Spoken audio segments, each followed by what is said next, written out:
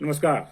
आप में से बहुतों ने प्रख्यात लेखक मुंशी प्रेमचंद की कहानियां पढ़ी होंगी। खासतौर से पंच परमेश्वर को आपने जरूर पढ़ा होगा। अलगू चौधरी और जुम्मन शेख की दोस्ती के इर्द गिर्द बुनी गई इस कहानी में मूल रूप से पंचायतों के महत्व को उकेरा गया था। हालांकि 1916 में जब मुंशी प्रेमचंद ने यह कहानी लिखी थी तब पंचायतें उस रूप में नहीं थी जिस रूप में आज हैं। लेकिन मूल भाव आज भी वही है कि आम लोगों को सीधे अपने घर पर ही, घर द्वार पर ही न्याय मिले।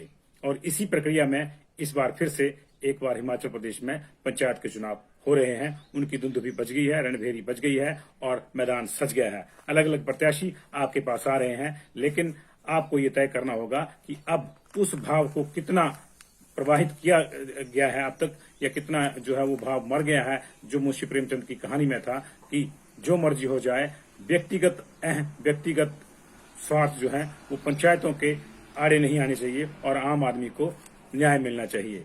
ये एक बहस का विषय हो सकता है, लेकिन इस कहानी की चर्चा हम इसलिए कर रहे हैं कि आज इस बहाने हम उन लोगों की भी टोह लेंगे, उन लोगों की भी चर्चा करेंगे जो एक पंच से शुरू हुए और वर्तमान के जो सियासी परमेश्वर होते हैं, यानी पंच से शुरू करके जो है वो केंद्रीय मंत्री और मुख्यमंत्री की कुर्सी तक पहुंच गए। आज उन लोगों की चर्चा करेंगे। हिमाचल प्रदेश में ऐसे बहुत से नेता हैं जिन्होंने अपना सियासी सफर पंचायत से शुरू किया और फिर वो आगे बढ़ते गए, मुख्यमंत्री की कुर्सी तक पहुंचे और केंद्रीय मंत्री तक पहुंचे। आज चर्चा उनकी करेंगे पंच परमेश्वर के बहाने से।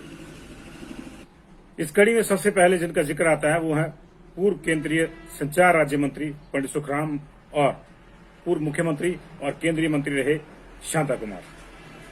दोनों अभी भी स्वस्थ हैं और हम उनकी लंबी आयु की कामना करते हैं। इन दोनों ही नेताओं ने अपना सफर एक छोटे से पंचायत प्रतिनिधि के रूप में किया। 1960 के दशक के शुरुआती वर्षों में पंडित सुखराम मंडी की नगर समिति में सचिव हुआ करते थे।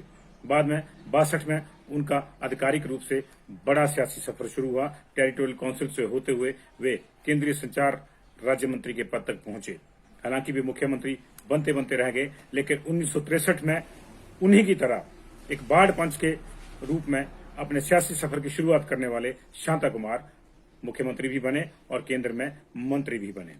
शांता कुमार ने पहला चुनाव गढ़जमूला से बाढ़ पंच के रूप में लड़ा था।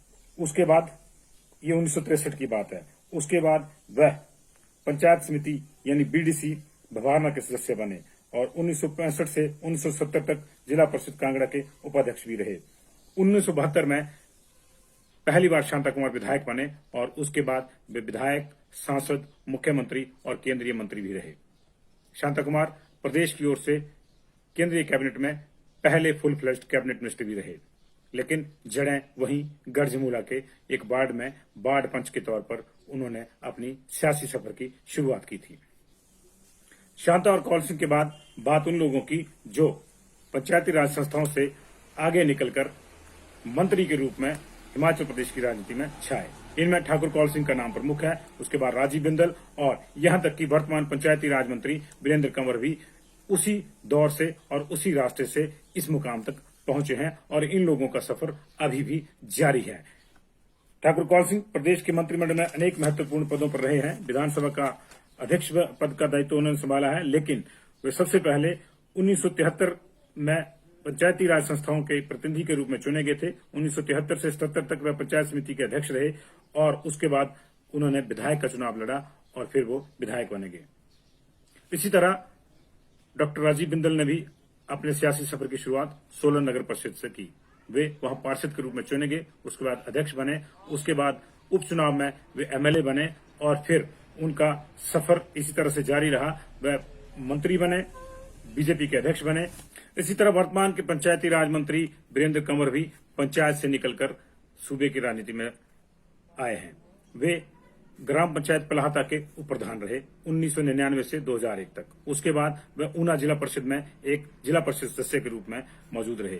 तत्पश्चात 2003 में उन्होंने चुनाव लड़ा और वो विधायक बने और उसके बाद इस समय वह मंत्री हैं और सहयोग देखिए कि उनके पास पंचायती राज महकमा ही है। आज जो चुनाव हो रहे हैं उसको कराने की जिम्मेदारी उन्हीं की है।